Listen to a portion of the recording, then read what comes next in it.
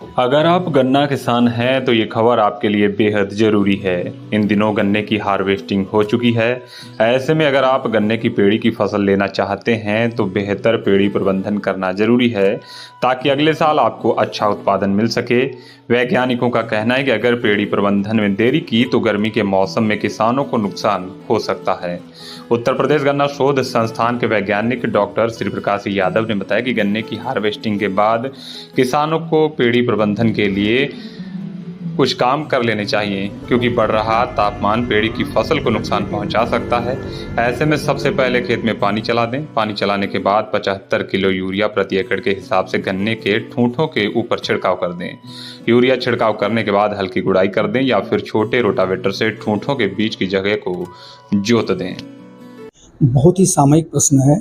निश्चित रूप से हमारे किसान भाई गन्ने की जो सप्लाई कर रहे थे, व्यस्तता के कारण अपनी पेड़ी फसल पे ध्यान नहीं दे पाए होंगे, तो इसलिए बहुत ज़रूरी है कि तुरंत पेड़ी की फसल में नमी ना हो, तुरंत पानी लगा करके और 75 किलोग्राम यूरिया प्रति एकड़ के हिसाब से लाइन में ठूंठों के ऊपर प्रयोग कर दें और हो सके तो किसी यंत्र से या मैनुअल उसकी हल्की गुड़ाई कर दें।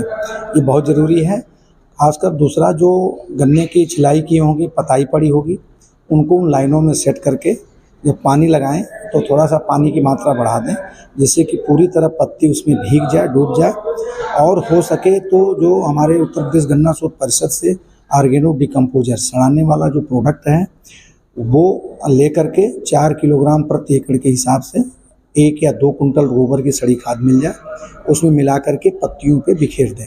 इससे क्या होगा कि जो 2 महीने 2.5 महीने पत्ती सड़ेगी, अधिक से अधिक 30 दिन 35 दिन में वो डिकम्पोज हो जाएगी। और जितना जल्दी डिकम्पोज होगी वो तुरंत हमारी पेड़ी की फसल के लिए, चूँकि फुटाव शुरू होगा और शुरू हो गया है, तो उसमें काम आएगा, कार्बन की मात्रा बढ़ेगी। साथ ही जो खरपतवार शुरू में पेड़ी के खेत में होंगे, पत्ती बिछाने से वो सप्रेस हो जाएंगे, उनकी मात्रा कम हो जाएगी। और किसान भाई उसमें ये भी कर सकते हैं कि सभी लाइनों में न बिछा के एकांतर लाइनों में एक लाइन छोड़ दें, दूसरी लाइन में बिछाएं, फिर एक लाइन छोड़ दें। इससे क्या उनको फ़ायदा होगा कि जो लाइन खाली होगी उसमें वो गुड़ाई कर लें। कोई फसल पेड़ी में भी ले सकते हैं, वो ले लें, जैसे अदरक है, हल्दी है, इस समय ले लेंगे। और जिसमें पत्ती बिछी है उसमें उनको कुछ नहीं करना होगा, यहाँ तक कि एक पानी तो सड़ने के लिए लगा दें, लेकिन दूसरा तीसरा फिर सिंचाई करने की ज़रूरत नहीं है। तो सड़ता रहेगा, खरपतवार दबते रहेंगे, उनमें गुड़ाई भी करने की ज़रूरत नहीं है।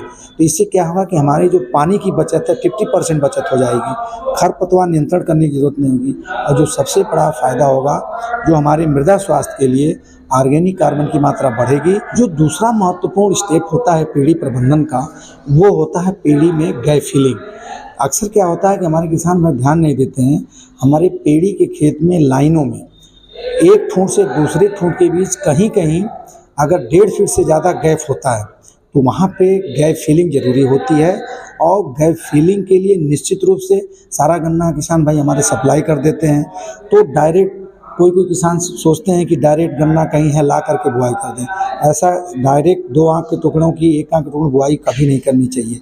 गैप फिलिंग के समय, इस समय या तो जो पॉली बैग में पौधे तैयार किए हों प्लांटनेट, उसको लगाना चाहिए, अथवा एसटीपी से। कहने का मतलब पहले से 20-25 दिन पहले की जो पौध तैयार है उनको ही लगाने से फ़ायदा होगा। अन्यथा अगर डायरेक्ट 1 बड या 2 बड के टुकड़े बोएंगे तो 1 महीने में जमेगा, और जब जमेगा तब तक जो हमारी पेड़ी के ठूंठ से जो कल्ले निकले होंगे वो उनको दबा देंगे।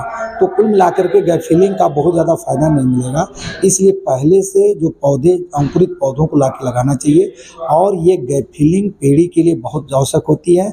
उसमें हमारे किसान भाई देख लें, 10 लाइनों का ऑब्जर्वेशन ले लें, घूम करके देख लें। 10 लाइन में अगर 30%, मतलब 10 लाइनों में, एक लाइन में 3 जगह, तो 10 लाइनों में 30 जगह अगर उनको गैप 1.5 फीट से ज़्यादा है, तब उसमें गैप फिलिंग की ज़रूरत है। अन्यथा एक लाइन में 1 आध जगह या 10 लाइनों में 10-12 जगह अगर इतना गैप है तो गैप फिलिंग की बिल्कुल ज़रूरत नहीं है। फिर उसमें सारे प्रबंधन, गुड़ाई वो करते रहें। जो 75 किलोग्राम यूरिया शुरू में देने के लिए बताया गया, तो जो 75 किलोग्राम 50% डोज ये बाद में टॉप ड्रेसिंग के लिए ज़रूरी होता है। और पेड़ी की फसल में जैसा कि बाउग में करते हैं, जून तक इसका 2 बार में 3 बार में यूरिया का प्रयोग कर लेना चाहिए। जून के बाद पेड़ी की फसल में भी किसी भी फर्टिलाइज़र खासकर यूरिया का प्रयोग टॉप ड्रेसिंग में नहीं करना चाहिए। और कीड़ों से इस समय गर्मी में बचाव करते रहना चाहिए। निश्चित रूप से पेड़ी की फसल अच्छी होगी, पैदावार अच्छी।